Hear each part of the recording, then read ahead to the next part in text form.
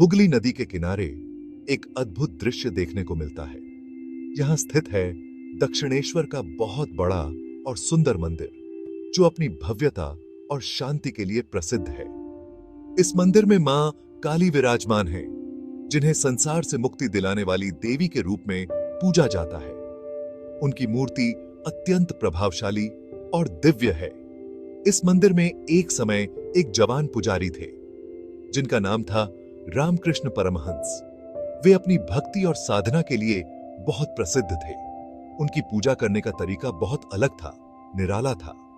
वे अपने अनोखे तरीके से मां काली की आराधना करते थे। रामकृष्ण सिर्फ मूर्ति की पूजा नहीं करते थे, बल्कि वे मां काली को सजीव मानते थे। वे तो मां काली को सचमुच में देखते थे, उनसे बातें करते थे। उनके लिए मां काली सिर्फ एक मूर्ति नहीं, बल्कि जीवंत देवी थी। उनके लिए मां काली सच में थी, मां थी, सब कुछ थी। उनकी भक्ति में एक अनोखी गहराई और सच्चाई थी। उनकी भक्ति देखते ही बनती थी। उनकी आराधना में एक अलग ही आकर्षण था, जो हर किसी को अपनी ओर खींचता था। आंखों से आंसू बहते, मुंह से भजन निकलते और शरीर अपने आप नाचने लगता। यह दृश्य अत्यंत भावुक और प्रेरणादायक होता था। लोग देखते रह जाते, सोचते रह जाते, यह कैसी भक्ति है। रामकृष्ण की भक्ति ने सभी को मंत्रमुग्ध कर दिया था। रामकृष्ण की भक्ति में एक अलग ही मिठास थी, एक अलग ही खुशबू थी।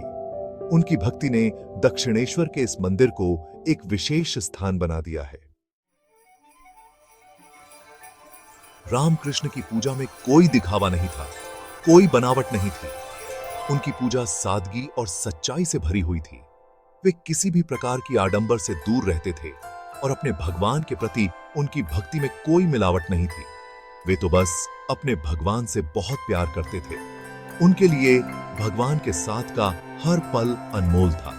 वे अपने भगवान के साथ एक गहरा और व्यक्तिगत संबंध महसूस करते थे। कभी वे हंसते, कभी रोते, कभी गाते, कभी नाचते। उनकी भक्ति में हर भावना का समावेश था। वे अपने भगवान के साथ हर पल को जीते थे, चाहे वह खुशी का हो या दुख का।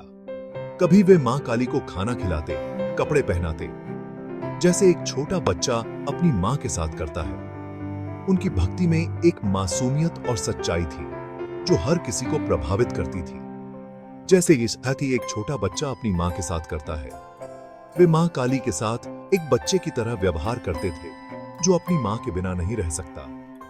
वे कहते थे, मां, मैं तुम्हारे बिना नहीं रह सकता। उनकी यह भावना इतनी गहरी थी कि सुनने वाले भी भावुक हो जाते थे। उनकी आवाज में एक दर्द था, एक प्यार था, जो सबको अपनी ओर खींच लेता था। उनकी भक्ति में एक ऐसा आकर्षण था, जो हर किसी को प्रभावित करता था। लोग बहुत दूर दूर से उनकी भक्ति देखने आते और उनके साथ अपने भावों में खो जाते। उनकी भक्ति का प्रभाव इतना गहरा था कि लोग उनके पास खींचे चले आते थे। लोग बहुत दूर दूर से उनकी भक्ति देखने आते और अपने भावों में खो जाते। उनकी भक्ति का प्रभाव इतना गहरा था कि लोग उनके पास खींचे चले आते थे और अपने भावों में खो जाते। उनकी भक्ति का प्रभाव इतना गहरा था कि लोग उनके पास खींचे चले आते थे। रामकृष्ण ने बताया कि भक्ति का मतलब सिर्फ मंदिर जाना या पूजा करना नहीं है।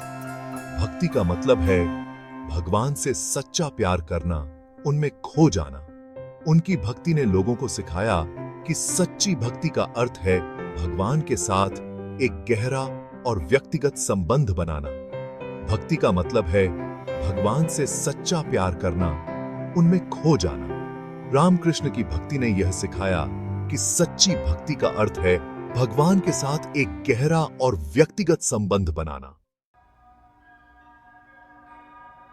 भक्ति एक बहुत बड़ा सागर है, जिसमें डूबने से ही किनारा मिलता है।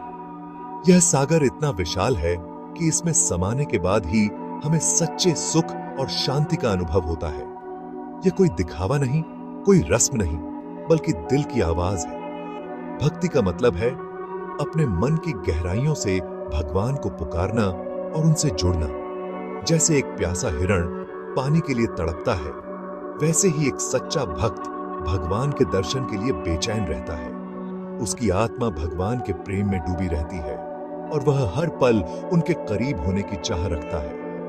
उसे दिन में चैन नहीं मिलता, रात को नींद नहीं आती। उसकी हर सांस में भगवान का नाम बसा होता है और वह हर क्षण उनके सानिध्य की तलाश में रहता है। भक्ति का अर्थ है अपने अंदर के अहंकार को खत्म करना और भगवान को खुद को सौंप देना। यह एक ऐसा समर्पण है जिसमें हम अपने सारे दुख और चिंताओं को भगवान के चरणों में रख देते हैं। यह एक ऐसी यात्रा है जो हमें अंधेरे से उजाले की ओर ले जाती है। भक्ति की इस यात्रा में हम अपने जीवन के हर अंधकार को पीछे छोड़ते हुए प्रकाश की ओर बढ़ते हैं। सच्ची भक्ति हमें आजादी का रास्ता दिखाती है जहां दुख नहीं होता। यह हमें एक ऐसी दुनिया में ले जाती है जहां केवल प्रेम, शांति और आनंद का वास होता है। अहंकार भक्ति का सबसे बड़ा दुश्मन है। यह हमें भगवान से दूर ले जाता है।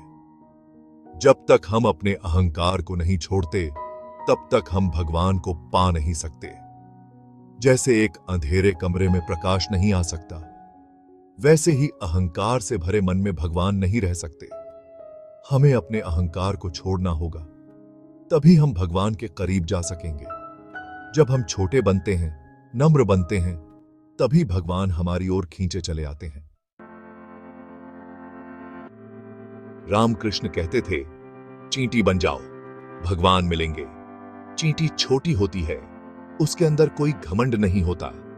वह अपने काम में लगी रहती है, किसी से कोई शिकायत नहीं करती।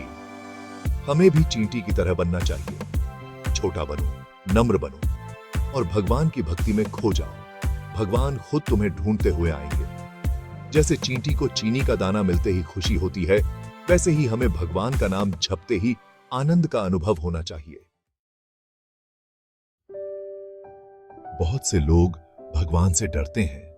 वे सोचते हैं कि भगवान उन्हें सजा देंगे, लेकिन रामकृष्ण कहते थे, भगवान से डरो मत, उनसे प्यार करो। भगवान हमारे पिता हैं। क्या एक पिता अपने बच्चे को सजा देता है? नहीं, वह तो उसे प्यार करता है, उसकी रक्षा करता है। हमें भी भगवान को अपना पिता मानकर उनकी शरण में जाना चाहिए, उनसे प्यार करना चाहिए, उन पर भरोसा करना चाहिए। रामकृष्ण परमहंस का जीवन प्रेम और भक्ति का उदाहरण है। उन्होंने हमें सिखाया कि प्रेम ही जीवन है। प्रेम से ही सब कुछ पाया जा सकता है। प्रेम से ही हम भगवान को प्राप्त कर सकते हैं। प्रेम से ही हम मुक्ति प्राप्त कर सकते हैं। प्रेम से ही हम सच्चा सुख प्राप्त कर सकते हैं। आइए हम सब रामकृष्ण परमहंस के बताए हुए रास्ते पर चलें। प्रेम और भक्ति का रास्ता अपनाएं, अपने जीवन को सफल बनाएं।